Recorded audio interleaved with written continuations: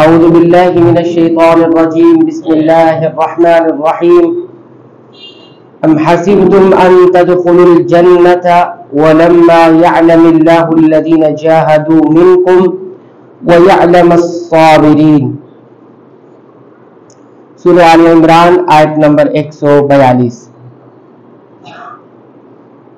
کیا تم نے یہ سمجھ رکھا ہے کہ تم جنت میں داخل ہو جاؤ گے، حالانکہ ابھی تک اللہ رب العالمین نے یہ ظاہر نہیں کیا کہ تم میں سے کن لوگوں نے جہاد کیا ہے، اور یہ بھی ظاہر نہیں کیا کہ کون ہے تم میں سے جو صبر کرنے والے ہیں۔ سورہ آل عمران آیت نمبر 142 کا ترجمہ آپ حضرات کی خدمت میں رکھا گیا۔ اس آیت کریمہ میں اللہ رب العالمین نے زجر و توبیخ اور ڈانٹ ڈپٹ کے انداز میں اس بات کا تذکرہ یہ کیا ہے کہ تم یہ سمجھتے ہو کہ جنت میں داخلہ، جنت کا مل جانا، جنت میں داخل ہو جانا بغیر کسی امتحان کی آزمائش کے ہو جائے گا، ایسا نہیں۔ جنت میں داخل ہونے کے لیے یعنی جنت حاصل کرنے کے لیے آزمائش سے بہرحال گزرنا پڑے گا۔ بغیر آزمائش کے، اختبار کے اور امتحان کے آپ کو جنت میں داخلہ نہیں مل سکتا۔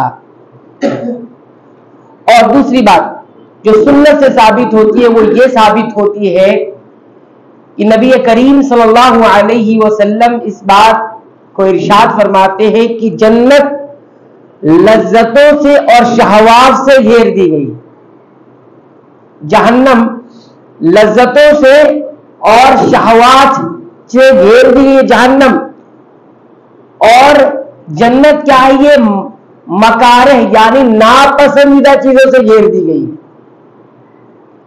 کہ جنت میں داخلے کے لیے کچھ ناپسندیدہ چیزیں کرنی ہوں گی، یعنی پسند تو نفس کو بہرحال نہیں آئے گی لیکن کرنا پڑے گا ناپسندیدگی کے باوجود، تبھی جنت میں داخلہ ملے گا۔ جنت کو گھیر دیا گیا ہے اسے، اور جہنم کو کس سے گھیر دیا گیا ہے؟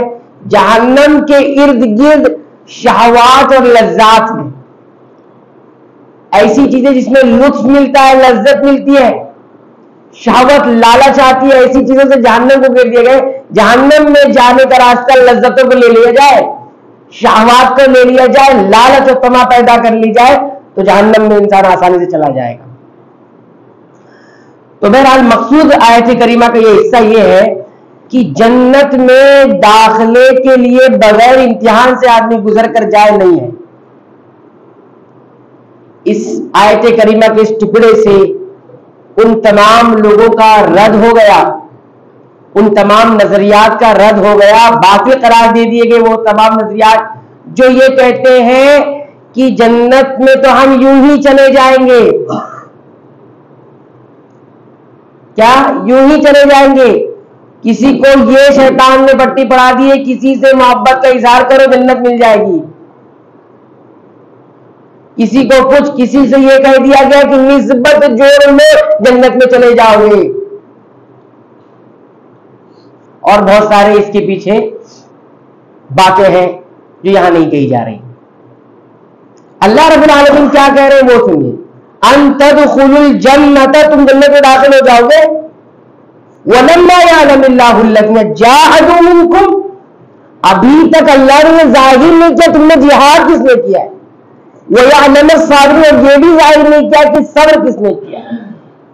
تو جنت الجہاد مجاہدے سے اور اسی طرح صبر سے حاصل ہوگی۔ مجاہدہ کس سے کرنا ہے وہ ابھی بات میں آئے گی بات۔ بہرحال یہ باتیں یہاں پر سمجھ میں آئی۔ اس کے بعد دیکھیے سب سے پہلا لفظ یہاں پر اللہ رب العالمین نے الجہاد کا استعمال کیا ہے، مجاہدہ۔ کیا لکھا ہے؟ وَلَمَّا يَعْلَمُ اللَّهُ الَّذِينَ جَاهَدُوا مِنكُمْ، جاہدہ بنائے مجاہدہ سے۔ مجاہدہ کس کو کہا جاتا ہے؟ مجاہدہ کہا جاتا ہے اپنی تمام کوششوں کو خرچ کر دینا، کس کے لیے؟ اللہ کے کلمے کی بلندی کے لیے۔ کیسے؟ اس کی راہ میں قتال کر کے، جان کو دے کر. اس کو کہتے ہیں مجاہدہ. اس کی بھی کئی قسمیں ہیں, خاص مجاہدہ یہی ہے, لیکن ایک مجاہدہ ہے مجاہدۃ النفس. سب سے پہلے آپ کو اس نفس سے لڑائی کرنی ہے, اس نفس سے مجاہدہ کرنا ہے جس نفس کو شیطان اپنے شکنجے میں لیتا ہے. وسوسۃ النفس, شیطان وسوسے ڈالتا ہے اسی نفس میں. تو آپ شیطان سے نہیں لڑ سکتے. شیطان سے آپ ہے دشمن وہی, نفس آپ کا دشمن نہیں ہے. نفس دشمن نہیں ہے, شیطان دشمن ہے. اس سے آپ لڑ بھی نہیں سکتے اور اس کو آپ دیکھ بھی نہیں سکتے. لیکن آپ کو لڑنا کس سے؟ اس نفس سے جس میں یہ وسوسے ڈالتا ہے. تو ایک دوسری بات ہوگی. لیکن یہاں پر بتایا گیا کہ جب تک جہاد کرنے والوں کو اللہ رب العالمین ظاہر نہیں کر دے گا جنت میں نہیں جا سکتے. تو یہاں پر بتایا کہ اللہ کی کلمے کی بلندی کے لیے ہاں اپنی تمام تر کوششوں کو خرچ کر دینا, اس کی راہ میں قتال کر کے, یعنی لڑائی کر کے, جہاد کر کے. اور دوسری چیز بتائی ہے وہ یعلم الصابرین, اللہ رب العالمین پہلے ظاہر کریں گے کہ صبر کون کرنے والے. تو جہاد کا تعلق تو ایک خاص عبادت سے ہو گئی, جان دینا, لڑنا میدان میں. لیکن صبر کا تعلق تو پوری زندگی سے ہے, پوری زندگی سے. کوئی بھی چیز بغیر صبر کے خالی نہیں ہے. آپ کو قدم قدم پر اس کی ضرورت ہے. تو صبر 3 طرح کا ہوتا ہے, یہ بات پہلے بھی آ چکی ہے, آج بھی واضح کر دی جائے. صبر 3 طرح کا ہوتا ہے, اور تینوں طرح کا صبر جب ہوگا تبھی صابرین کہلائے گا انسان. پہلا صبر کیا آتا ہے؟ الصبر علی طاعت اللہ, اللہ کی اطاعت کرنے پر صبر کرنا, کی بات اللہ رب العالمین ہی کی ماننی ہے. نمبر 1. نمبر 2, الصبر عن معصیت اللہ, اللہ کی نافرمانی سے بچنے پر صبر, یعنی جو چیزیں اللہ کی نافرمانی اس سے بچنا, یہ بھی صبر ہے. تیسرا صبر الصبر علی الاقدار المؤلمہ, جو تقدیر اللہ نے رکھی ہے جو ہمیں تکلیف دیتی ہے اس میں صبر آ جاتا ہے. تکلیف دہ چیز دنیا میں ہمیں آتی ہے تو اس پر صبر کرنا اللہ کی تقدیر میں یہی ہے, اللہ نے تقدیر میں یہی لکھا ہو. اس میں بیماری آ جاتی ہے, اس میں کاروبار کا چلا جانا, صحت کا نہ ہونا, اور دیگر چیزیں, بہت ساری چیزیں اس میں آ سکتی ہیں, بہت ساری چیزیں آ سکتی. کسی عزیز کا چلا جانا, کسی پیارے کا چلا جانا, نعمتوں کا چھن جانا, کسی چیز کا کھو جانا, کوئی بھی آزمائش, بہت ساری چیزیں ہو سکتی ہیں اس پر صبر. تو یہ 3 طرح کا صبر. اور آپ دیکھیں جہاد کے بعد اس کا تذکرہ آیا ہے, تو جہاد جیسی عبادت میں یہ تینوں صبر آ جاتے ہیں. تینوں قسم کے صبر کیسے آتے ہیں دیکھیے. پہلا صبر کیا ہے؟ اللہ کی اطاعت پر صبر, اللہ کا حکم ہے نا جہاد. تو اس میں انسان کیا صبر کرتا ہے؟ اپنے نفس کو روک کر رکھتا ہے, اپنی جان کو روک کر رکھتا ہے. حالانکہ یہی چاہتا ہے کہ مجھے جان دے دو اللہ کی راہ میں. اور ناپسند تو آتا ہے نا, جان چلی جائے گی, ناپسند تو آتا. ہاں البتہ یہ بات الگ ہے کہ اگر ایمان کا درجہ کامل ہو جائے, احسان کے درجے میں انسان چلا جاتا ہے, جو سب سے اعلیٰ مرتبہ ہے, دین کا سب سے اعلیٰ مرتبہ احسان کی کیفیت ہے, اس میں انسان پھر اپنی جان کو بھی عزیز نہیں رکھتا. اور یہ صحابہ کرام نے کیا, محسنون کہلائے وہ, اپنے ایمان کے مرتبے کو سب سے اعلیٰ مرتبہ پر لے گئے. تو وہاں پر انسان پھر ناپسند چھوڑ دیتا ہے, اپنی پسند کو پھر رب کی پسند بنا لیتا ہے. تو یہ تو احسان کے درجے میں تو آج کے دور میں ایسا تو نہیں کہہ سکتے کہ کسی کوئی نہیں پہنچاؤ, لیکن بہرحال بہت کم لوگ ہوں گے. تو اللہ کی اطاعت پر صبر, یہ اللہ کا حکم ہے, تو ہم اسے کریں گے, ہمیں ناپسند ہے. تو نفس جان کو ناپسند کرتا ہے, جان دینے کے لیے انسان دیتا ہے. اچھا, اللہ کی معصیت پر صبر, یعنی اللہ کی نافرمانی سے بچنے پر. تو جہاد میں راہ فرار اختیار کرنا یہ گناہ ہے. اگر آپ کو جہاد کا حکم دے دی اور آپ بھاگ رہے جہاد نہیں کریں گے تو یہ گناہ ہے. لیکن پھر بھی انسان اپنے آپ کو بچا کر اس پر لگا نہیں, یہ نافرمانی نہیں کروں گا میں, یہ ہے. اور ایک صبر کا آخری صبر کیا تھا؟ اللہ کی تقدیر پر صبر، یعنی جو تکلیف کی چیز آتی ہے اس پر صبر. تو جہاد میں جو چلا جاتا ہے تو اس کو تکلیف ہوتی ہے کہ نہیں ہوتی؟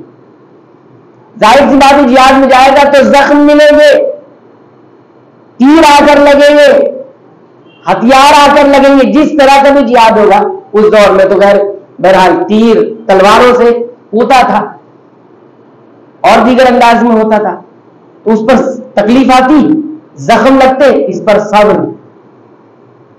یہ تین طرح کا صبر اسی ایک عبادت میں شامل ہو جاتا ہے اور تب جا کر صابر کہلاتا ہے انسان. صابر ایک درجہ ہے، ایک مقام ہے، ایک مقام ہے، اس مقام کو ایسے ہی پہنچا جاتا ہے.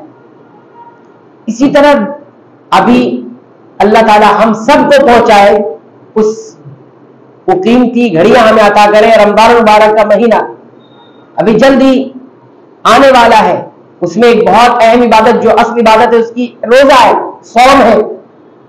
تو صوم کے بارے میں بھی اہل علم کہتے ہیں کہ صوم کو یہ بتایا گیا کہ یہ ایسی عبادت ہے جس کا اجر اللہ نے اپنے لیے خاص کر رکھا ہے کہ میں دوں گا. اس کا اجر بتایا نہیں رب العالمین نے. بعض روایتوں کے اندر تو اس کا ریان نامی ایک دروازہ بھی روزے داروں کے لیے رکھا گیا ہے، لیکن کچھ اجر ایسا ہے جو اللہ رب العالمین نے بتایا بھی نہیں نبی کریم صلی اللہ علیہ وسلم کے کہ کیا اجر.